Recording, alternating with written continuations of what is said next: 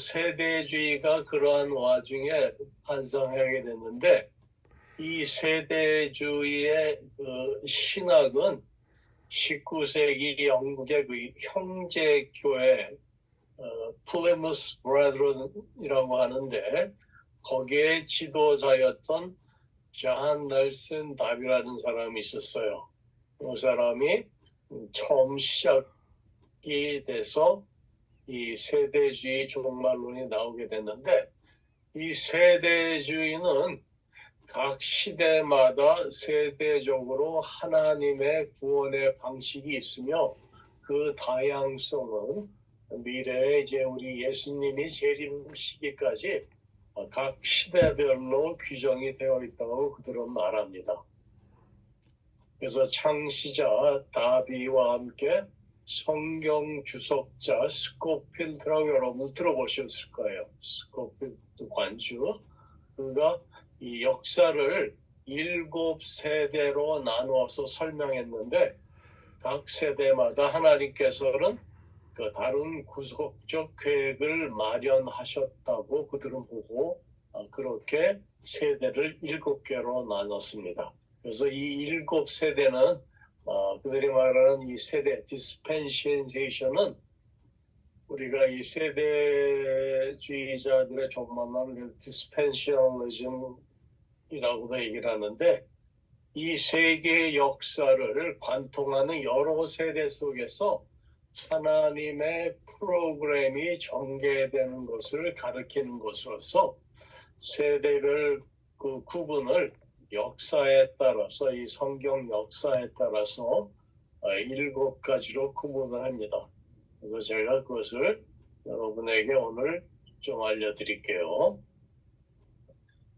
첫 번째 세대가 그 아담과 이브가 타락하기 이전의 그 세대, innocent, 그러한 무죄한 세대로 그들은 보고, 두 번째가 타락한 뒤에서부터 노아의 대홍수까지를 양심의 세대로 봅니다. 그래서 conscious라고 그 세대를 보고, 세 번째는 대홍수 뒤에부터는 인간 통치 세대로 봅니다. 그래서 human government 세대로 보고요. 그 다음 세대는 창세기 12장에 아브라함 이후부터는 약속 시대로 봅니다. 그래서 promise, partition, rule 시대로 보고요. 그 다음에 출애굽 후에 모세 이후를 율법 세대, 노 세대로 보고요. 그 다음에 예수 그리스도의 초림부터를 은혜 세대로, 그리스도의 재림부터는 천년왕국 세대, 킹덤 밀레니엄 세대로 총 7세대로 나누어서 그들은 이 성경의 역사를 봅니다. 그래서 현재는 예수님의 그 십자가로 시작된 그 은혜 세대로 더 이상 율법을 지키거나 제사를 드리지 않아도 요한복음 3장 16절 말씀처럼 하나님이 세상을 이처럼 사랑하사 독생자를 주셨으니 이는 저를 믿는 자마다 멸망치 않고 영생을 얻을 수 있다라고 말하며, 그렇다고 그들이 절대 율법을 지키지 말라는 교리가 아닙니다. 다만 율법을 지키지 않으면 구원에 이르지 못했던 율법 시대와 다르게 은혜 시대에는 예수님을 구주로 영접하는 것을 통해 구원에 이를 수 있게 된 것이 차이점이라고 그들은 말을 합니다. 그래서 그들의 그 성경 해석 방법에 있어서 그들은 일관된 그런 문자적 성경 해석과 축자 영감설 해석법이 있는데, 이 축자 영감설이라는 게 영어로는 verbal inspiration이라고 하는데, 이들이 말하는 이 축자 영감설은 성서는 글자 한자까지도 하나님의 영감으로 기록되었기 때문에 단 한 글자도 한 문장도 틀림없이 하나님의 영감으로 쓰여졌으므로 이로 인해 오류가 없는 것을 믿고 그것을 사실이라고 주장하는 거예요. 그래서 성경 무호소를 그들은 고수하고 그러한 관점에서 기독교 근본주의적 성경관으로서 성서의 문자적 해석을 최선의 성경 해석 방법이라고 그들은 주장을 합니다. 성경은 성경으로 풀어야 하며 1.1획도 없어지지 아니하고 또한 다 이루어질 것이며 계시록의 22장 18절 이하에 나오는 19절까지 말씀처럼 내가 이 두루마리의 예언의 말씀을 듣는 모든 사람에게 증언하노니 만일 누구든지 이것들 외에 더하면 하나님이 이 두루마리에 기록된 재앙들을 그에게 더할 것이요. 19절로 만일 누구든지 이 두루마리의 예언의 말씀에서 제하여 버리면 하나님이 이 두루마리에 기록된 생명나무와 및 거룩한 성에 참여함을 제하여 버리시리라고 이러한 말씀들을 강조를 합니다. 그래서 이러한 이 성경 해석 방법을 수용하여서 이 알레고리적 성경 해석을 그들은 기준으로 또는 역사적 성경 해석 방법을 보조로 그들은 받아들이는데요. 이 알레고리적 성경 해석 방법이 뭐냐면 allegorical interpretation of the Bible이라고 얘기를 하는데 풍류적 성경 해석이라고 해요. 이 해석 방법은 서기 2세기부터 등장한 성경 해석 방법으로 역사적 성경 해석과 함께 양대 성경 해석 방법론입니다.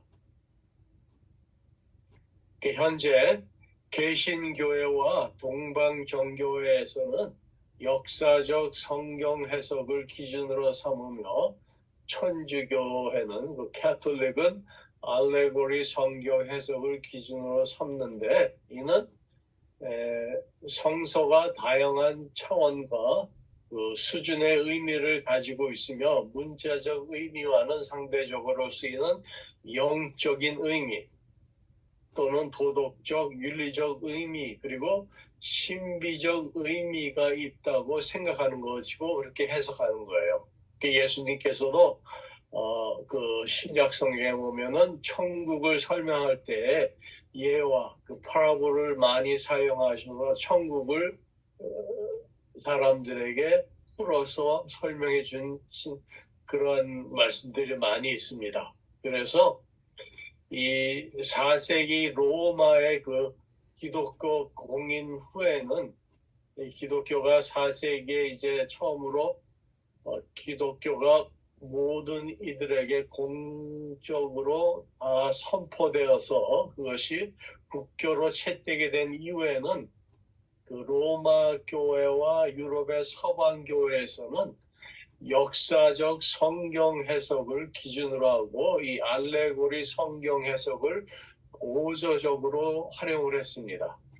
그런데 이게 11세기에 넘어오면서 교회가 대분열이 일어났는데 이 교회 대분열 사건이 그 당시 로마 교회와 서방 교회, 다시 말해서 로마 교회 그 서방 교회와 동로마 제국의 콘스탄티노플, 그다음에 예루살렘, 알렉산드리아, 안디옥을 중심으로 하는 그 교회들, 동방 교회가 서로 상호 파문으로 교회가 분리된 역사적 사건입니다.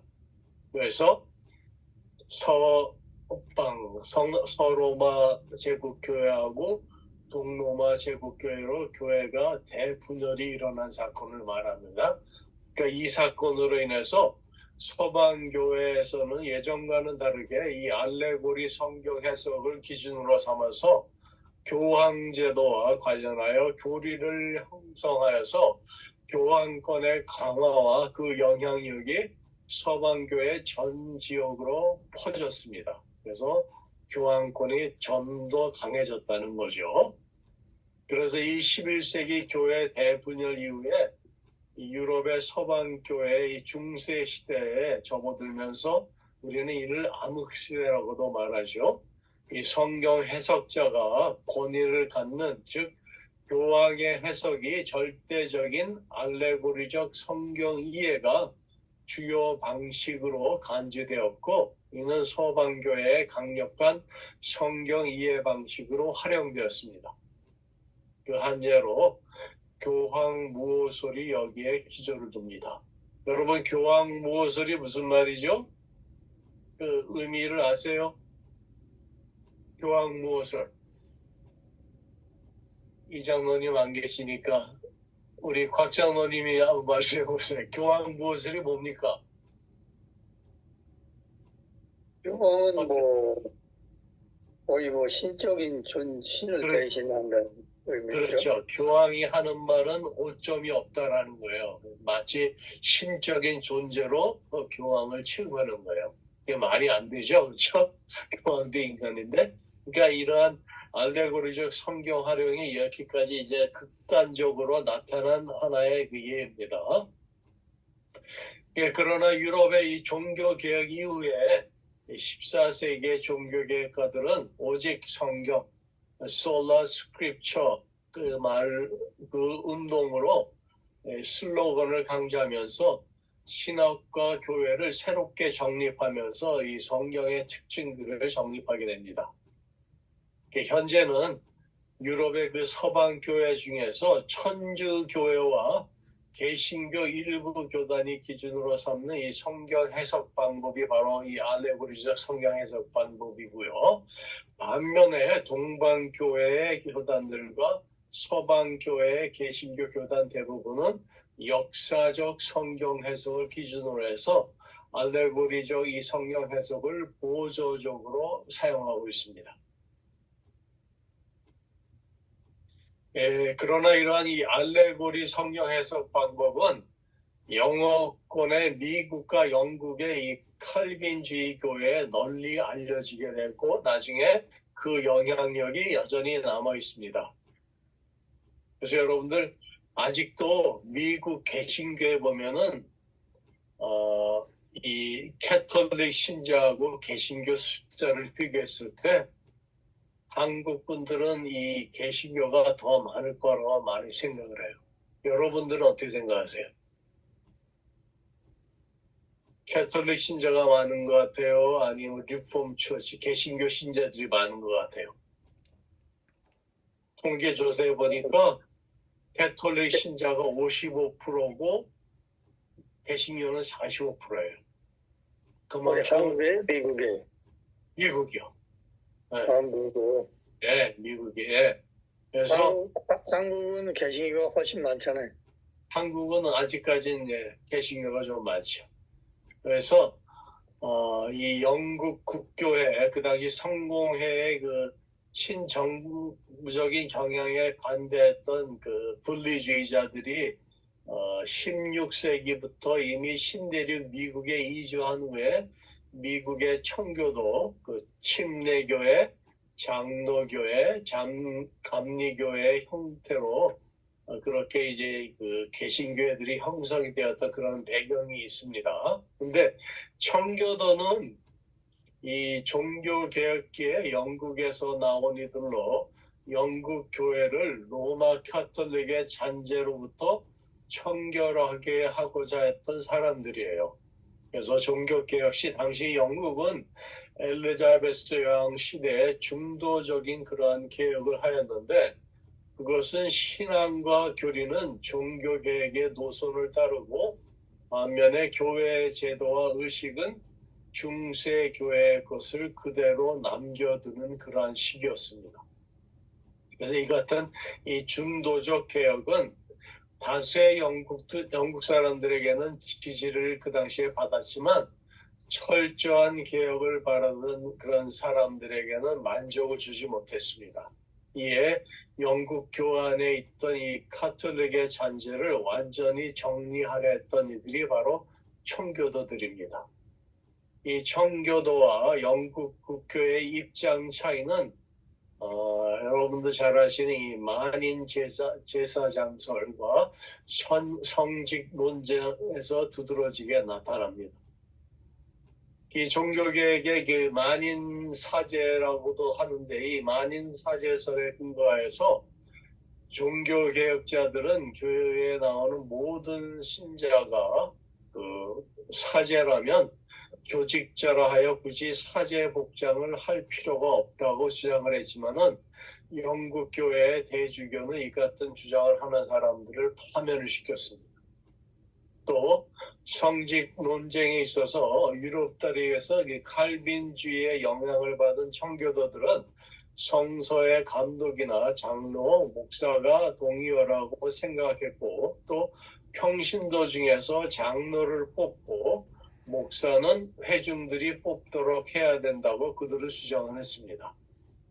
그리고 성서에는 없으나 중세교회의 제도에 있었던 대주교나 부주교 같은 제도는 폐지해야 한다고까지 그들은 주장을 했습니다. 그러나 이 영국 국교회는 중세의 제도대로 교직자와 평신도라는 이중 구조를 그대로 지키고 있었습니다. 그리하여 청교도들은 영국 국교회로부터 박해를 받는 가운데서도 국교회 안에 남아 개혁 운동을 했으나 이들 중 일부가 분리되어 나와서 분리파 교회를 형성했고 분리파 중에서 회중교회 그리고 침례교회가 형성이 되었습니다.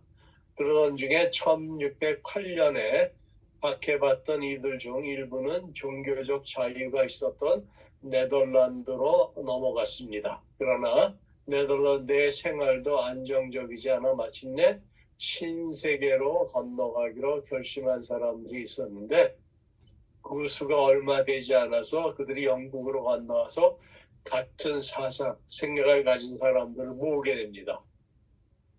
이렇게 모인 100여 명의 청교도들이 1620년 그 메이플라워를 타고 플리머스 항구를 출발하여서 11월에 뉴잉글랜드 그 우리 플리머스 지금 그 보스턴 지역이죠. 그 해안에 도착하게 됩니다. 첫 해 긴 겨울 항로에서 허약해진 이들 중에 절반가량이 죽었고 도착한 이들은 나중에 인디안들로부터 곡식 경작법을 배우며 정착을 시작했고 청교도들은 자신들의 신앙과 양심에 따라서 새로운 공동체를 설립하고자 했습니다. 이 청교도 이민은 날로 증가하다가 영국에서 청교도 혁명이 성공하게 되죠. 이 성공한 뒤로는 주춤해졌는데 이는 영국 안에서도 신앙적 자유와 이상을 실현할 수 있었기 때문입니다. 이러한 배경 가운데서 이후 19세기 말 20세기 초에 미국 내에서는 복음주의 운동이 일어나게 됩니다. 그래서 그 당시 바이블 컬리지들이 많이 설립되고 대표적인 신학교가 달라스 신학교예요. 이 19세기 유럽의 칼빈주의자와 경쟁이 되었던 이 세대주의자 이가 바로 분리주의적 이 영국 국교의 반대파를 중심으로 해서 더블린에서 새로이 형성되었던 그러한 교파입니다. 그래서 이들은 이 후천년 왕국론과 무천년 왕국론과 다른 바로 전천년 왕국론을 주장하는 이 세대주의예요.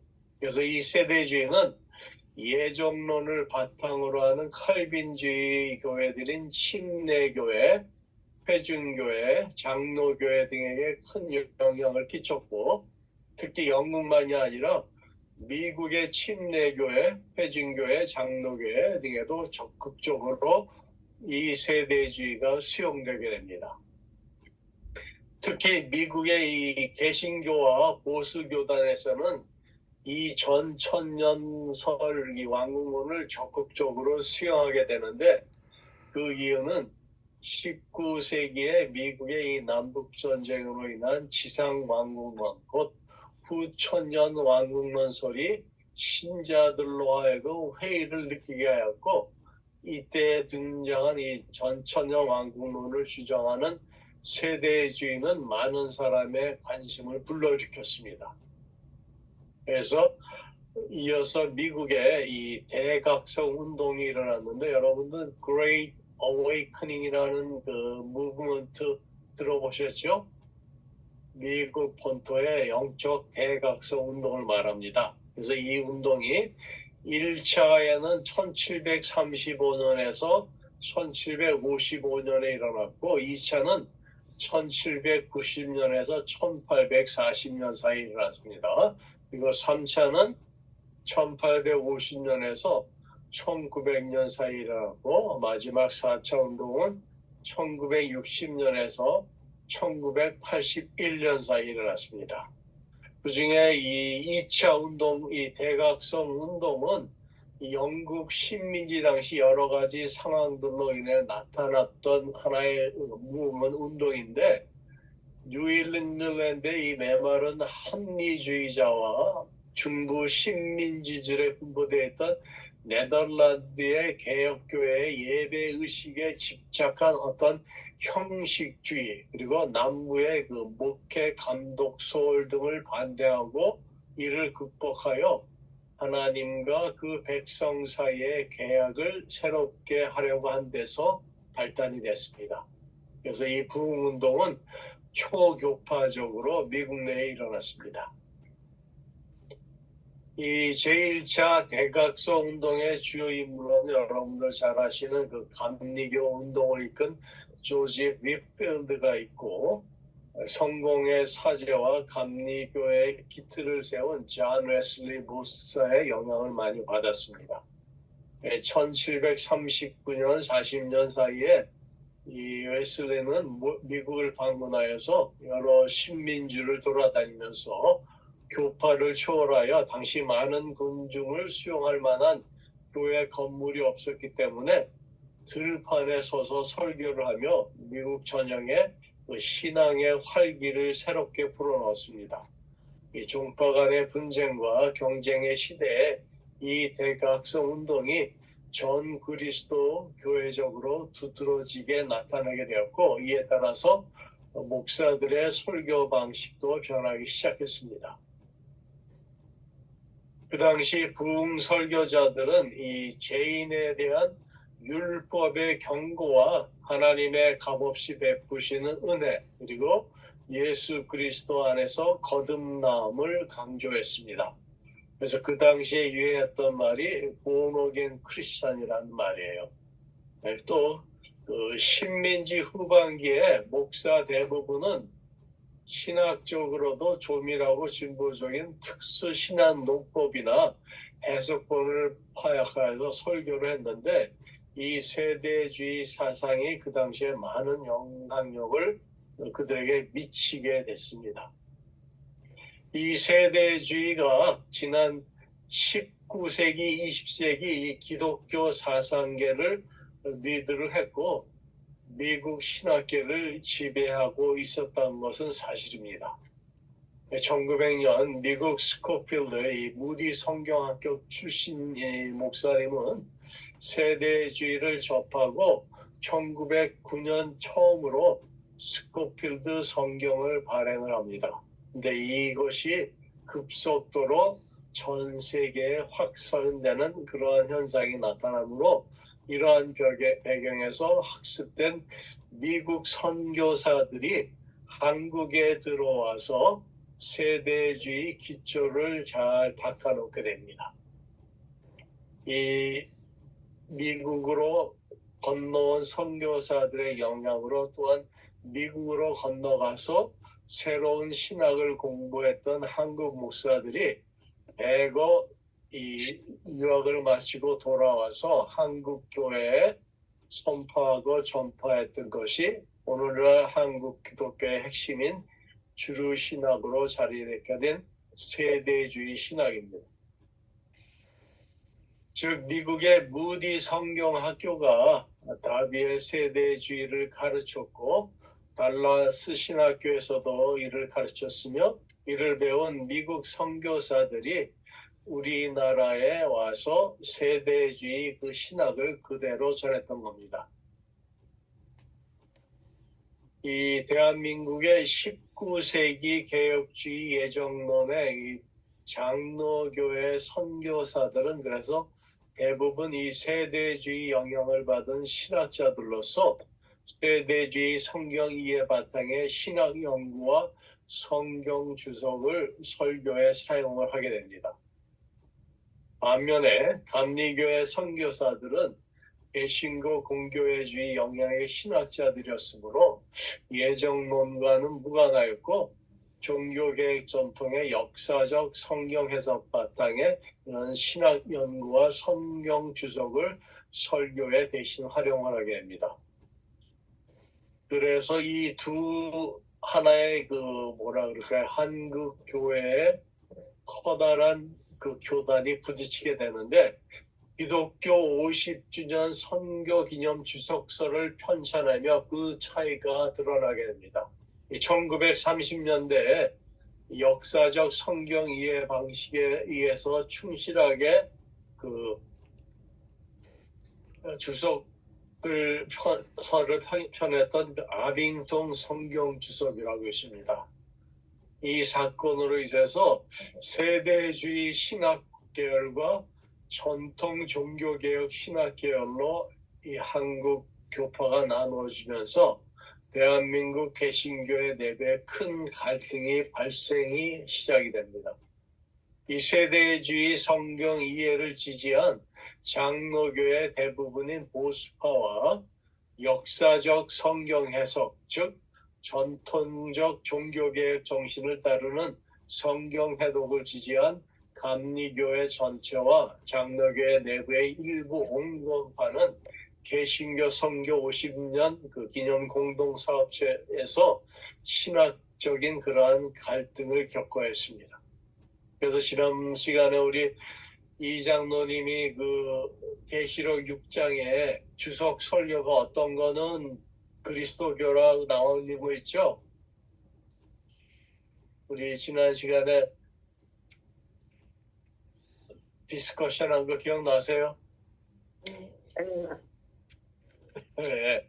그러니까 어느 주석을 따르냐에 따라서 다시 말해서 휴거가 있느냐 없느냐에 따라서 그리고 천년왕국이 있느냐 없느냐 상징적이냐에 따라서 그 주석 해석 내용이 달라질 수 있어요.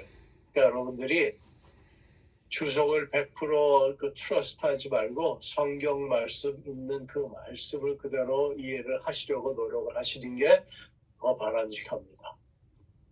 그러니까 그것이 세대주의적 관점에서 해석을 하면 그게 엔티크라이스트가 되고 반대로 전통적인 종교개혁 정신을 따르는 식으로 해석을 하면 그게 그리스도로 해석할 수가 있어요. 왜냐하면 그 사람들은 휴거가 없기 때문에 휴거 다음에 오는 모든 환란은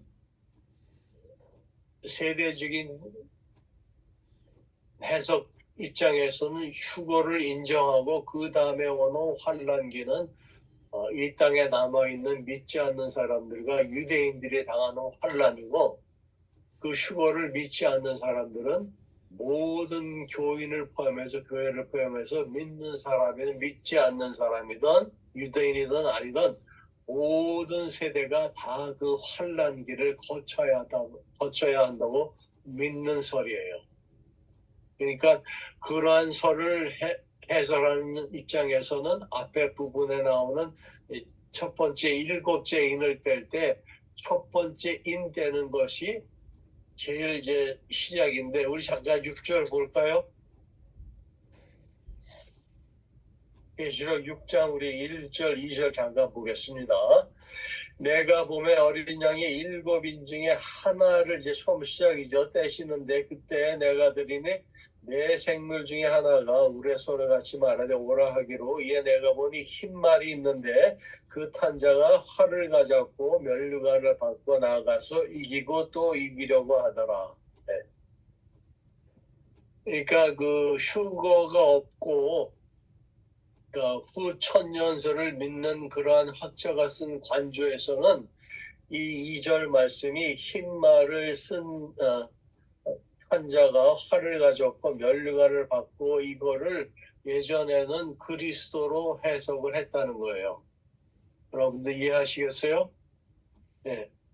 그렇게 함으로 해서 그 후에 오는 모든 환란들이 다 처음에 앞에 2절 말씀이 복음을 전하기 위해서 그렇게 했다고 얘기를 해석을 합니다. 그래서 그 환란기 동안에 복음이 더 강성해지고 예수님이 그렇게 할 거라고 그렇게 해석을 했던 거예요. 근데 이 세대주의적 성경 해석자들은 이거를 하나의 그 conquering, 그러니까 정복자, 그래서 그걸 좀 더 진보적으로 해석을 해서 후세에 올 적그리스도의 하나의 예표라고 해석을 합니다. 그래서 오늘 이제 나중에 우리가 6장 할 때 다시 한번 제가 자세하게 설명을 드리겠습니다.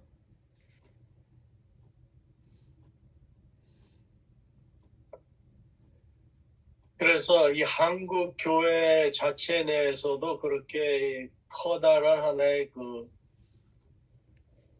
교회 안에 뭐랄까요, 어떠한 그 교리상의 문제, 그러니까 서로 해석하는 관점에 따라서 다른 그 관점으로 인해서 파가 형성이 됐던 거예요. 그래서 1930년대에 이 세대주의를 지지한 한국 개신교의 최대 교단인 이 보수적 장로교회를 중심으로 1930년대에 유럽과 미국에서 시작되었던 이 세대주의적 성경 이해가 20세기 말까지도 대한민국 개신교회, 특히 장로교회에 영향을 끼치고 있습니다. 우리나라 초대교회 목사님들 시작한 분 중에 한 분이 유명한 조영기 목사님인데요. 또 한 분은 그 근대 와서는 조영기 목사님이고 평양 신학교를 설립한 그 미북 장로교 알렘 목사님, 그러니까 곽안년 목사님도 이런 세대주의적 영향을 받는 신학자였습니다. 그에게 지도를 받은 수많은 한국 목사들은 세대주의자가 될 수밖에 없었습니다. 이로 인하여 한국교회 목사님들은 80% 이상 세대주의를 신봉하고 또한 설교를 했습니다. 여러분들 잘 아시는 여러분들 그 일제 강점기에 순교하신 분 누구죠? 주기철. 예? 주기철? 목사님, 예. 주기철 목사님, 그 다음에 길선주 목사님, 손양호 목사님 다 바로 이 세대주의를 믿고 있었던 분들이에요. 특히 이 길선주 목사님은 계시록을 많이 강의한 대표적 세대주의 종말론적 신봉자였다고 할 수 있습니다. 그래서 한국 전통 보수주의자 박흥영 박사, 성서 침례신학교 장등원 교수도 이 대표적인 한국의 신학자입니다. 오늘에 이르러 초대교회인 그 돌아가신 조영기 목사님도 그분은 장로교는 아니었지만 순복음교회, 여러분도 잘 아시죠? 이 세대주의 종말론 사상에 기초해서 계시록 내용을 기록된 순서대로 문자적으로 이해해서 한국교회의 세대주의의 그 기초를 단단히 다지셨던 그런 분입니다.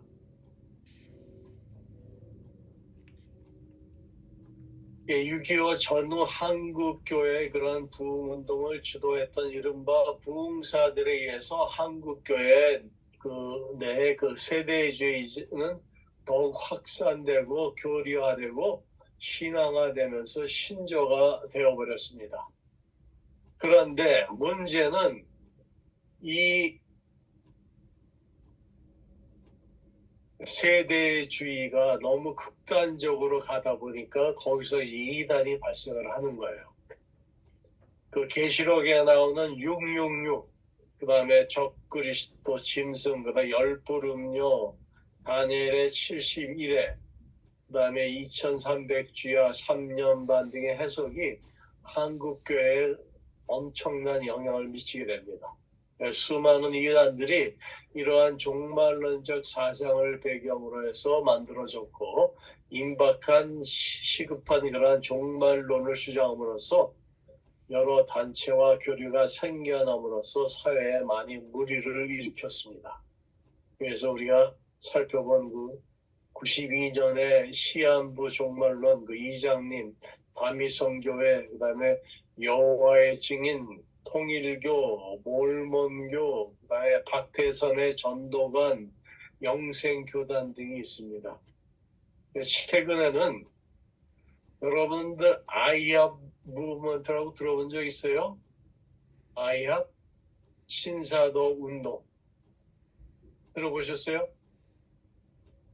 곽장님 혹시 들어보셨어요? 잘 모르겠어요. 예, 이 아이합 운동이 뭐냐면 이 사람들은 24/7 기도하는 거예요. 기도하고 찬송하고 기도.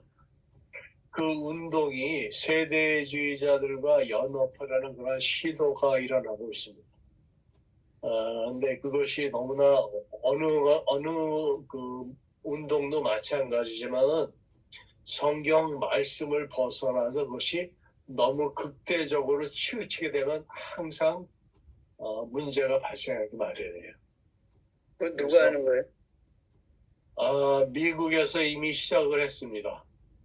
미국의 그 신사도 운동이 벌써 오래전부터 이 운동이 있는데 지금은 많이 수그러진 형편인데 아직도 계속되고 있다고 합니다. 그리고 백투 예루살렘 운동이라고 들어보셨어요? 백투 예루살렘? 그것도 이스라엘을 위한 회복 운동이라고 이 사람들이 주장하는 운동 중에 하나가 또 이게 평신도 운동입니다. 우리가 영국의 그 총교도들이 주장했던 주장으로 만인 제사 장설, 그러니까 모든 사람들이 다 사죄라는 그런 평신도 운동 중에 하나예요. 그래서 그 운동 중에 하나가 그 이스라엘을 회복하는 그런 운동으로 백투 예루살렘이라고 이름을 붙인 그런 운동이 있었어요. 지금도 아직 계속하고 있습니다. 여러 가지 선교의 목적으로 그러한 하나의 무브먼트가 일어났는데 이것이 뭐 하나님이 성령의 역사로 일어나는 것인지 아니면 어떤 하나의 이단의 하나의 새로운 현상인지는 지금으로서는 우리가 분별하고 판단하기가 쉽지가 않습니다. 다만 하나님의 말씀에 비추어서 성령의 역사로 그러한 운동들이 일어나면 마지막 때에 그거는 바람직한 것이고 하나님이 원하시는 방향일 것이고 그렇지 않으면 그 운동은 서서히 사라지게 될 거예요. 네.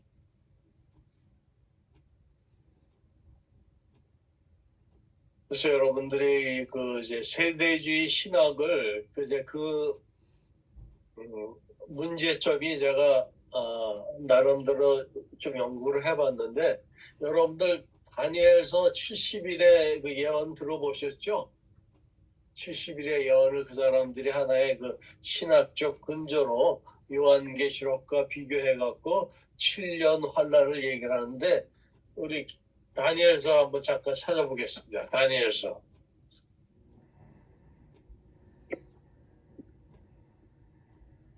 다니엘서 우리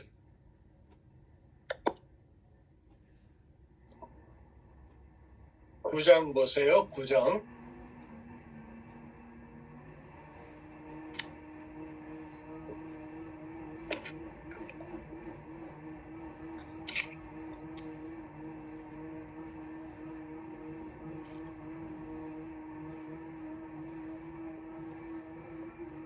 이게 다니엘서 이제 9장 내용이 그 당시 그 이스라엘 백성들이 바벨론으로 포로로 다 잡혀가서 이제 70년이 다 찰 그 무렵에 다니엘이 에레미야 선지자의 그 말씀을 보다가 이스라엘 그 백성들을 하나님께서 다시 고토로 돌려보내실 것을 예언하신 말이 그렇죠. 그 연수를 깨달았네요. 9장 우리 2절을 잠깐 보세요. 9절. 9장 2절 보세요. 그 통치 원년에 나 다니엘이 책을 통해 여호와께서 말씀으로 선지자 에레미야에게 알려주신 그 연수를 깨달았나니 곧 예루살렘의 황폐함이 70년 만에 그치리라 하신 것이니라. 그렇죠? 그래서 에레미야 선지자 말씀을 다니엘이 깨닫고 이 70년 만에 이들이 고토로 돌아갈 것을 이제 다니엘이 깨달았는데 이 말씀을 가브리엘이 환상을 통해서 풀어주는 대목이 바로 70일의 예언이에요. 그래서 우리 9장 20절에서 우리 27절까지 우리 박 권사님, 네, 박 권사님이 20장에서 27절까지 쫙 읽어주세요. 내가 이같이 말하여 기도하며 내 죄와 내 백성 이스라엘의 죄를 자복하고 내 하나님의 거룩한 산을 위하여 내 하나님 여호와 앞에 간구할 때 곧 내가 기도할 때 이전의 환상 중에 본 그 사람 가브리엘이 빨리 날아서 저녁 제사를 드릴 때쯤에 내게 이르더니 내게 가르치며 내게 말하여 이르되 다니엘아 내가 이제 네게 지혜와 총명을 주러 왔느니라. 곧 내가 기도를 시작할 즈음에 명령이 내렸으므로 이제 네게 알리러 왔느니라. 너는 크게 은총을 입은 자라. 그런즉 너는 이 일을 생각하고 그 환상을 깨달을지니라. 내 백성과 내 거룩한 성을 위하여 7 이레를 기한으로 정하였나니 허물이 그치며 죄가 끝나며 죄악이 용서되며 영원한 의가 드러나며 환상과 예언이 응하며 또 지극히 거룩한 이가 기름 부음을 받으리라. 그러므로 너는 깨달아 알지니라. 예루살렘을 중건하라는 영이 날 때부터 기름 부음을 받은 자 곧 왕이 일어나기까지 7 이레와 62 이레가 지날 것이요. 그 곤란한 동안에 성이 중건되어 강장과 거리가 세워질 것이며 62 이레 후에 기름 부음을 받은 자가 끊어져 없어질 것이며 장차 한 왕의 백성이 와서 그 성읍과 성소를 무너뜨리려니와 그의 마지막은 홍수에 휩쓸릴 같을 것이요 또 끝까지 전쟁이 있으리니 황폐할 것이 작정되었느니라. 그가 장차 많은 사람들과 더불어 한 이레 동안 내 언약을 굳게 맺고 그가 그 이레의 절반의 제사와 예물을 금지할 것이며 또 포악하여 가증한 것이 날개를 의지하여 설 것이며 또 이미 정한 종말까지 진노가 항폐하게 하는 자에게 쏟아지리라 하였느니라 하니라. 네, 바로 이 말씀을 기조로 해서 이 세대주의자들이 70일의 예언을 풀이를 합니다. 그래서 여기에 보면은 7 이레와 62 이레가 지날 것이요. 25절 말씀에 그럼 7 이레와 62 이레면은 69 이레죠. 근데 마지막 남은 한 이레, 그러니까 이 이레를 7년으로 해석을 합니다. 원래 이 71에는 70의 7이니까 490년으로 이 해석을 어떻게 하느냐에 따라서 역사적 전천년설과 세대적인 천천년설로 나눠지게 돼요. 그래서 이 부분은 다음 시간에 제가 다른 점을 비교해서 말씀을 드릴게요.